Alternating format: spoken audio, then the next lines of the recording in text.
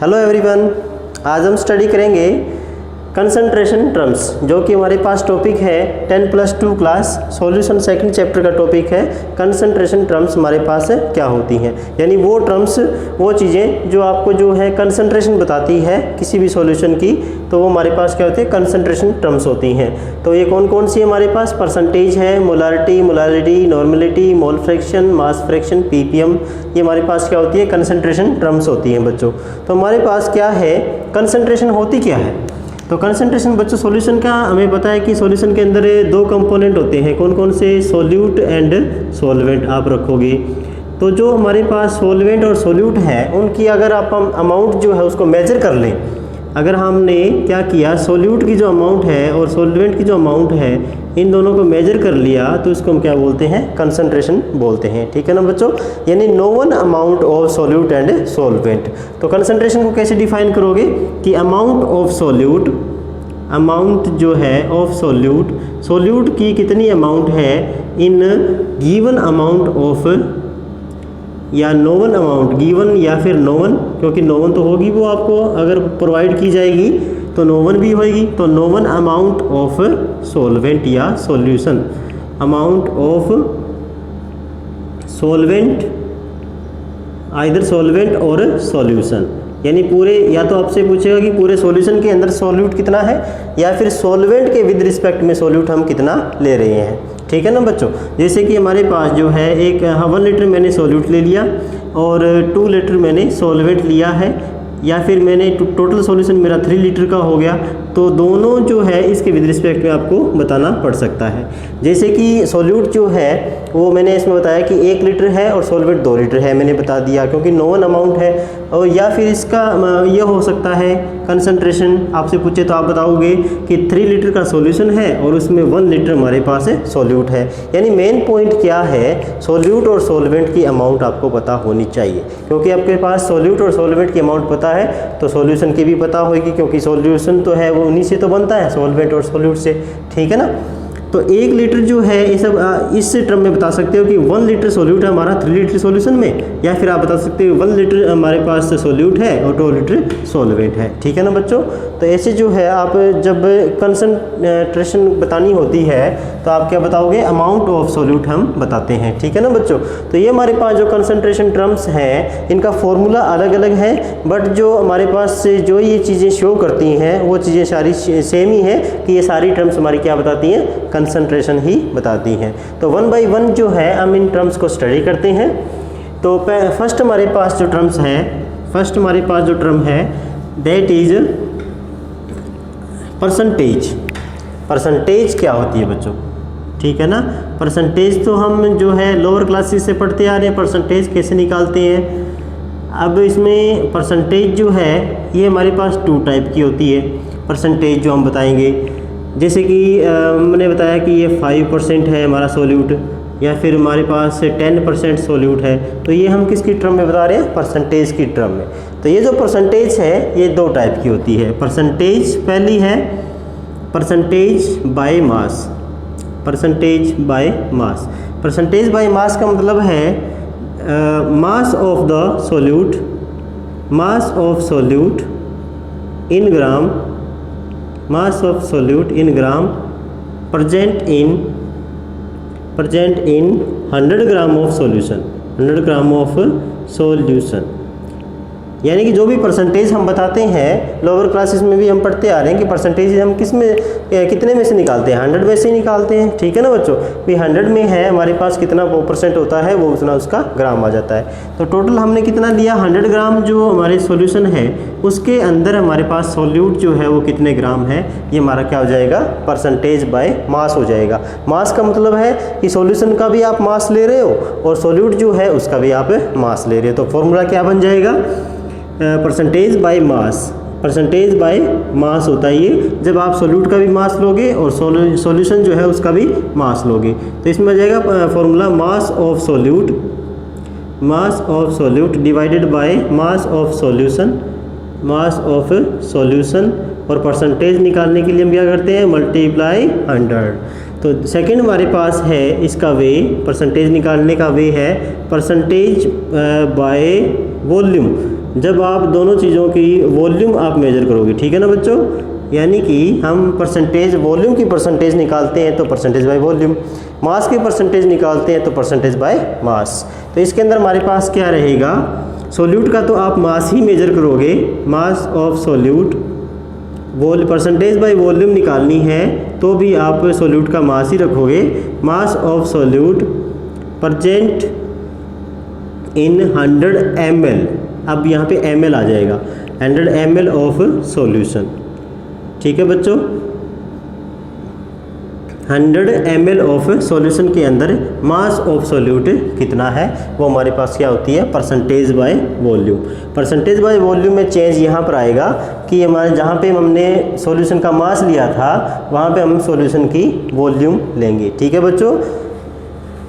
तो यहाँ पे इसका फॉर्मूला क्या बन जाएगा, मास ऑफ सॉल्यूट, सॉल्यूट का तो मास रहेगा, mass of solute divided by volume of solution, volume of solution, volume of solution और मल्टीप्लाई 100। ये हमारे पास परसेंटेज क्या आ गई, बाय वॉल्यूम परसेंटेज आ गई, ठीक है ना बच्चों।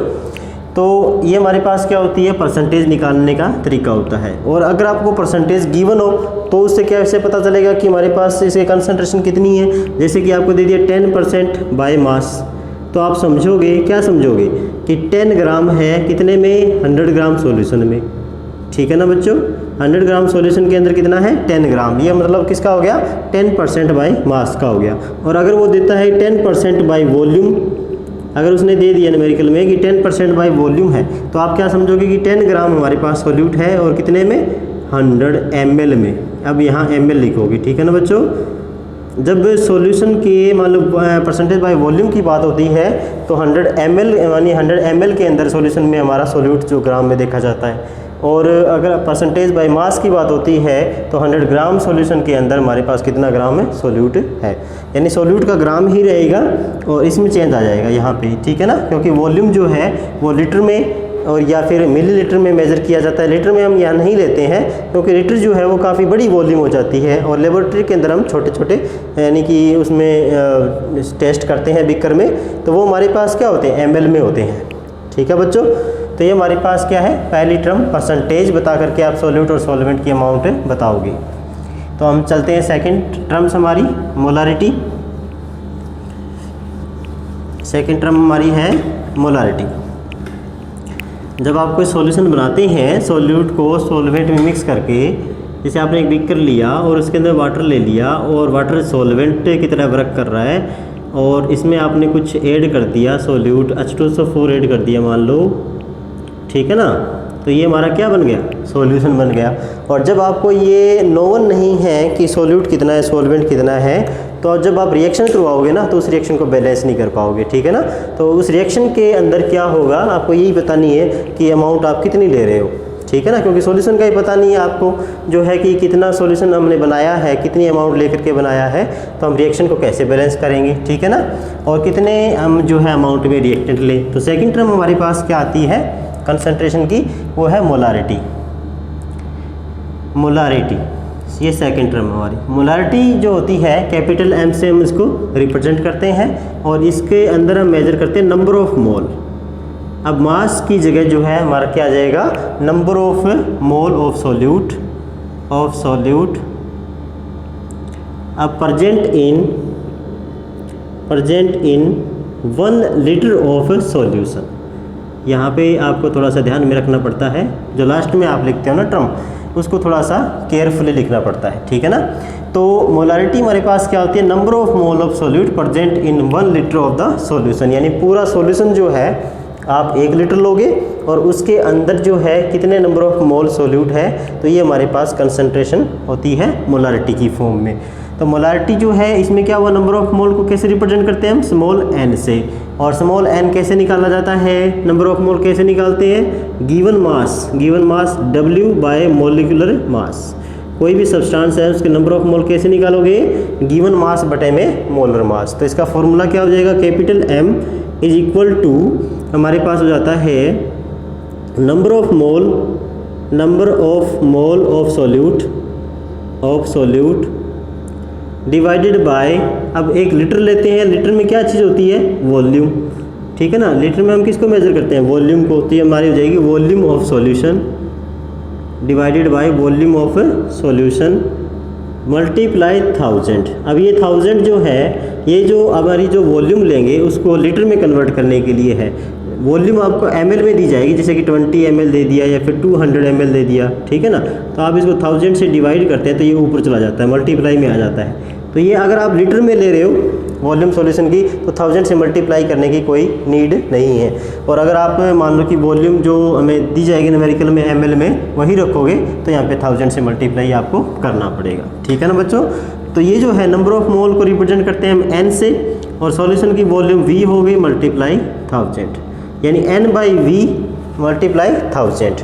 तो n को, इसका यूनिट क्या होगा, n को रिप्रेजेंट करते हैं मोल से, वॉल्यूम हमारी होती है मीटर क्यूब या सेंटीमीटर क्यूब या फिर ml हो जाती है, तो मोल पर ml हमारा हो जाता है, ठीक है ना, इसकी यूनिट हो जाएगी।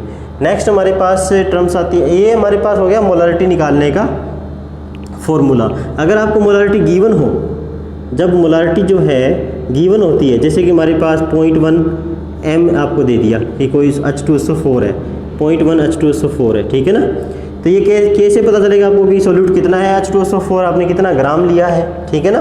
तो इससे क्या होगा, जितना आपको दिया है 0.1 उसका मोल बना दो, 0.1 मोल और कितने में, 1 लीटर सॉल्यूशन के अंदर। इसका मतलब ये होता है, ठीक है ना बच्चों। यानी 0.1 m देने का मतलब है कि 0.1 मोल है हमारे, और मोल से आप मास अच्छे तरीके से निकाल सकते हो। मोल जो है उसको मोलर मास से मल्टीप्लाई करोगे H2SO4 के, गिवन मास निकल जाएगा, ठीक है ना बच्चों। तो ये जो है गिवन मोलारिटी का फॉर्मूला होता है, वे होता है कि इसको आप कैसे समझोगे। यानी 0.1 m दे दिया ना, इसका मतलब 0.1 मोल है ये, ठीक है ना। तो कई बार m भी दे देता है या फिर ये दे देता है 0.1 मोलर MOLAR, ठीक है ना, मोलर दे दिया या कैपिटल M दे दिया, तो ये हमारे पास क्या होता है, मोलारिटी होती है, ठीक है बच्चों।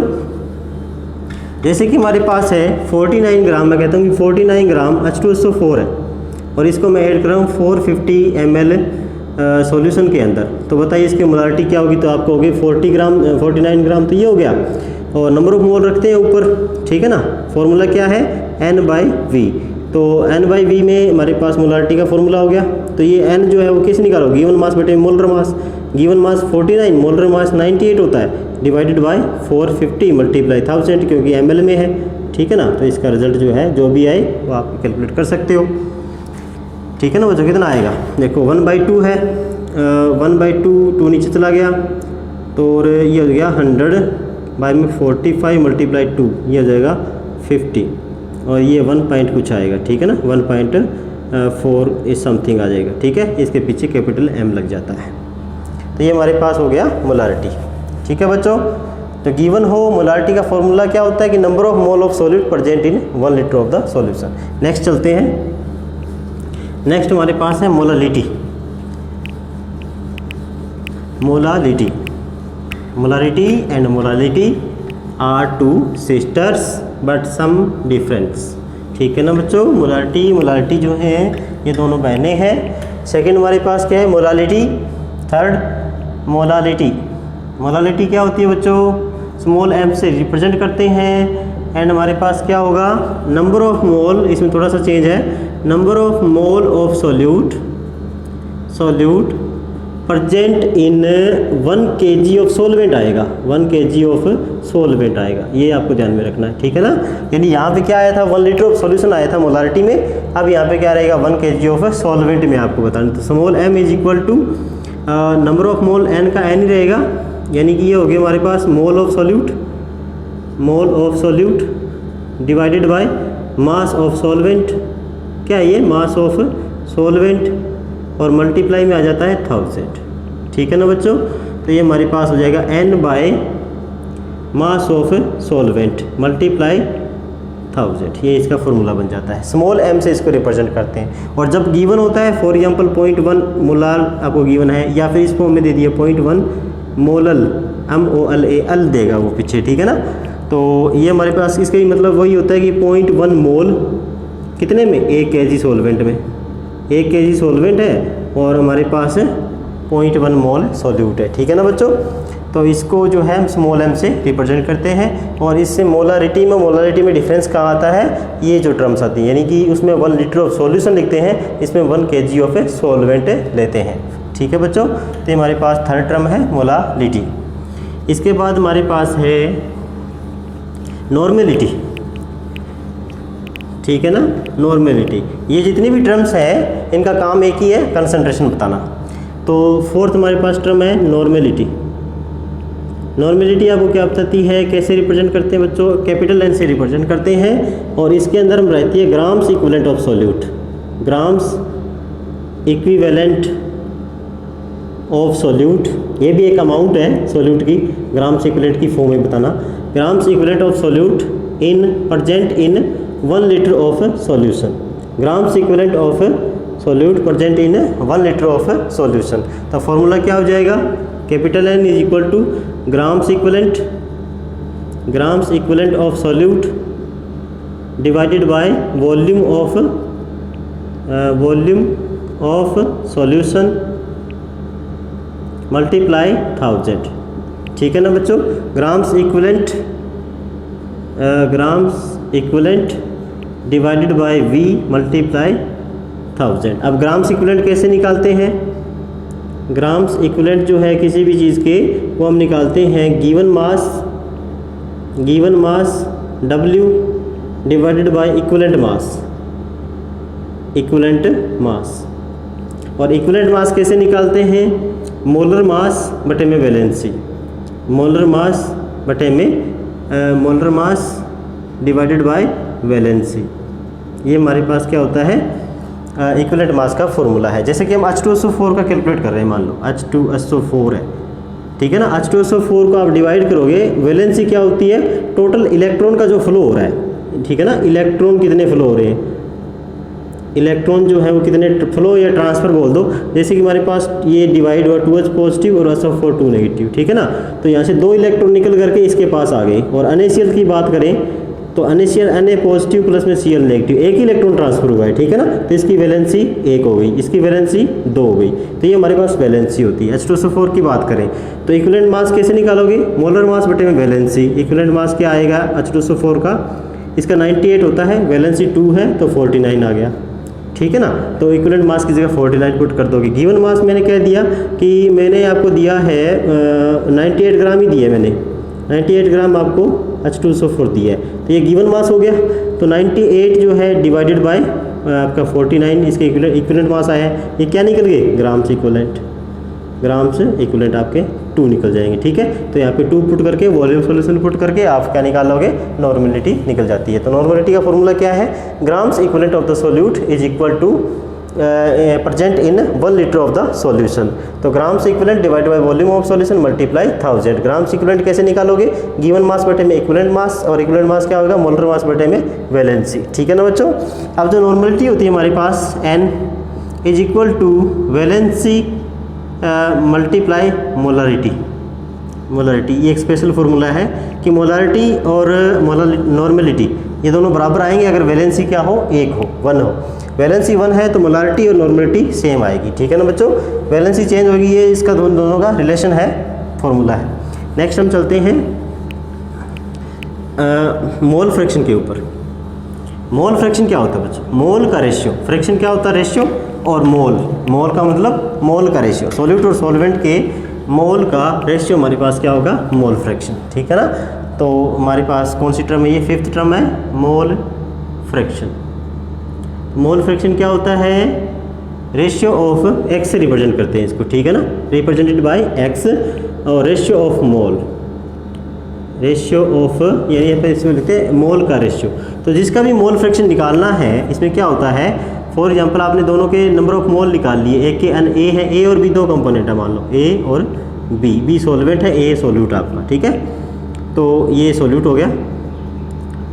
तो इसके नंबर ऑफ मोल निकाल लिए, एन ए और दूसरे के हैं एन बी। तो जिसका भी मोल फ्रैक्शन निकालना है, सपोज दैट एक्स ए का निकालना है, तो हमारे पास उसके नंबर ऑफ मोल ऊपर रहेंगे divided by total N B. ठीक है ना, टोटल नंबर ऑफ मोल। इसी तरह हमारे पास एक्स बी निकालना है, तो हमारे पास रहेंगे एन बी ऊपर, यानी जिसके मोल फ्रैक्शन निकालना है उसके नंबर ऑफ मोल ऊपर डिवाइडेड बाय टोटल। ठीक है ना। तो ये हमारे पास क्या होता है, मोल फ्रैक्शन होता है, मोल का रेशियो होता है। तो ये जैसे मोल फ्रैक्शन निकाल लिया तो टोटल मोल फ्रैक्शन का जो सम है, यानी कि XA प्लस में XB, या फिर मान लो 3 कंपोनेंट, एक और भी है कंपोनेंट XC, तो इन सभी का जो सम है वो 1 रहता है हमेशा ही, ठीक है ना। तो यहाँ हमारे 2 कंपोनेंट है, तो XA प्लस में XB इक्वल टू 1 रहेगा, ठीक है बच्चों। तो ये मोल फ्रैक्शन होता है, टोटल मोल फ्रैक्शन हमेशा 1 होता है। तो मोल फ्रैक्शन क्या होगा, जिसके निकालने हैं नंबर ऑफ मोल ऊपर रहेंगे divided by total number of मोल होगा। ये हमारा है मोल फ्रैक्शन। ये भी आपके पास कंसंट्रेशन बताता है। मोल फ्रैक्शन से मोल निकाल लेते हैं, मोल से आपका कंसंट्रेशन पता चल जाती है। इसके बाद है 6th मास फ्रैक्शन। जिस तरह आपने मोल फ्रैक्शन निकाला था वैसे ही मास फ्रैक्शन निकल जाएगा, ठीक है। और इसको अपन W से रिप्रेजेंट करते हैं, यानी कि ये भी X से रिप्रेजेंट होता है मास फ्रैक्शन। तो रिप्रेजेंटेशन है वो छोड़ो एक बार। मास फ्रैक्शन जो है ये हम कैसे निकालते हैं, मास हमने मान लो एक कंपोनेंट का mass divided by total mass, WA by WB। इसी ये हमारे पास हो गया XA हो गया मान लो, और इसी तरह हमारे पास मास फ्रैक्शन XB है मान लो, तो ये हमारे पास होगा W मास। तो अगर दोनों का मास रखोगे इसमें मास यूज़ होगा WB बाय WA प्लस में WB, ठीक है ना। ये मास का फ्रैक्शन हो जाता है। मास का फ्रैक्शन लोगे तो मास फ्रैक्शन, मोल का फ्रैक्शन लोगे तो मोल फ्रैक्शन, ठीक है बच्चों। तो मास से भी आपका जो है सॉलिड और सॉल्वेंट का मास पता चल जाता है। इसके बाद हमारे पास है 7th टर्म, इंपॉर्टेंट है, PPM। PPM का मतलब होता है पार्ट पर मिलियन, पार्ट पर मिलियन। यानी कि आपके पास एक सॉल्यूशन है जिसका 1 मिलियनथवा पार्ट आपने ले लिया, यानी एक सॉल्यूशन है उसका 10 की पावर मिलियनथवा पार्ट क्या होता है 10 की पावर 6, उसका 10 की पावर 6वां पार्ट ले लिया। इसके अंदर क्या आपका सोल्यूट कितना है, ठीक है ना। इसके अंदर सोल्यूट जो है वो कितना है, तो हमारा हो जाता है PPM, पार्ट पर मिलियन। 1 मिलियन पार्ट के अंदर सोल्यूट कितना है, तो इसके अंदर लिखेंगे mass of solute, mass of solute present in 1 millionth part of solution, ठीक है ना बच्चों। यानी कि आपने क्या लिया, सॉल्यूशन का मास, सोल्यूट का मास लिया, mass of solute divided by mass of solution, mass of solution multiply 1000 multiply 10 की पावर 6, 10 की पावर 6, यानी जो मास ऑफ सॉल्यूशन है 10 की पावर 6 को अपन नीचे ले आते हैं, मान लो 10 की पावर 6 को यहाँ पे ले आए, ठीक है ना। ये क्या हो गया कि जो आपने सॉल्यूशन लिया है उसका 10 की पावर वहाँ 6वां हिस्सा आपने ले लिया, उसके अंदर सॉल्यूट का मास निकाल रहे हो, ठीक है ना। यानी ये आपके पास एक सॉल्यूशन, यानी कि एक सॉल्यूशन जिसका 10 की पावर 6वां हिस्सा कर रहे हो, इसका मतलब सॉल्यूशन एक बहुत बड़ा सॉल्यूशन है जिसका आपने 10 की पावर 6वां हिस्सा किया। छोटा सॉल्यूशन आपने ले लिया तो उसका 10 की पावर 6वां हिस्सा करोगे तो कितना छोटा सा होगा, उसमें तो आप मेजर ही नहीं कर पाओगे, ठीक है ना। छोटा सॉल्यूशन नहीं है, तो इसका मतलब PPM हम किस में यूज़ करते हैं, जब सॉल्यूट की अमाउंट बहुत कम हो और सॉल्यूशन आपका बहुत बड़ा हो। जैसे कि आप पॉल्यूशन चेक करते हैं, पॉल्यूशन इन्वायरमेंट में पॉल्यूशन चेक करेंगे तो हवा कितनी है, बहुत ज़्यादा है, ठीक है ना। और उसके अंदर हमारे पास पॉल्यूशन CO2 मेजर कर रहे हैं मान लो, तो CO2 की अमाउंट कितनी मिलेगी, बहुत ही कम मिलेगी, ठीक है ना। तो इस तरह जो है बहुत सॉल्यूशन बहुत बड़ा हो और सोल्यूट आपका बहुत ही कम हो, तो उस केस में हम PPM यूज़ करते हैं, ठीक है बच्चों। तो आज के लिए हमारे पास है कंसंट्रेशन टर्म। और एक बार बता देते हैं आपको कि कंसंट्रेटेड और डाइल्यूट सॉल्यूशन क्या होता है। डाइल्यूट, ये हमारे पास डाइल्यूट है जब सोल्यूट कम हो, आपका सोल्यूट आपका क्या है, लेस अमाउंट में है, और तो इसको हम क्या बोलेंगे, लेस अमाउंट में है, सोलवेंट ज़्यादा है, सोलवेंट ज़्यादा है, ठीक है। तो इसको हम क्या बोलेंगे, डाइल्यूट सॉल्यूशन बोलेंगे, ये डाइल्यूट सॉल्यूशन होगा, ठीक है। और जब हमने क्या किया कि सोल्यूट आपका ज़्यादा है, सोल्यूट मोर है, ज़्यादा है, ठीक है, और सोलवेंट कम है, सोलवेंट आपका लेस है, तो उसको हम क्या बोलेंगे, कंसंट्रेटेड सॉल्यूशन, ठीक है ना, कंसंट्रेटेड सॉल्यूशन। तो लेबोरेटरी के अंदर क्या होगा, अधिकतर सॉल्यूशन आपके कंसंट्रेटेड होते हैं ताकि हम डाइल्यूट उसको बना सकें बाय सिंपल एडिंग सॉल्वेंट, ठीक है ना।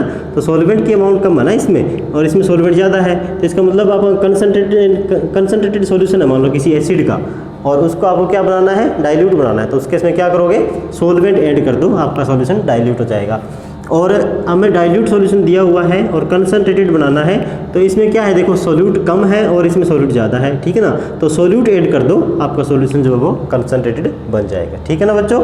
तो कंसनट्रेटेड से हम डाइल्यूट सॉल्यूशन की तरफ आते हैं, तो हमारा क्या होता है कि क्या बोलेंगे, इसको डाइल्यूशन बोलेंगे। क्या कर रहे हैं हम, डाइल्यूशन कर रहे हैं, ठीक है ना। तो इसको इधर से इधर आएंगे तो क्या कर रहे हैं, कंसनट्रेटेड कर रहे हैं, ठीक है ना। तो सोल्यूट की अमाउंट ऐड करोगे तो कंसनट्रेटेड हो जाएगा, सॉल्वेंट की अमाउंट ऐड करोगे तो कंसनट्रेटेड से वापस डाइल्यूट सॉल्यूशन हो जाएगा, ठीक है बच्चों। आज के लिए इतना ही, ओके बाय।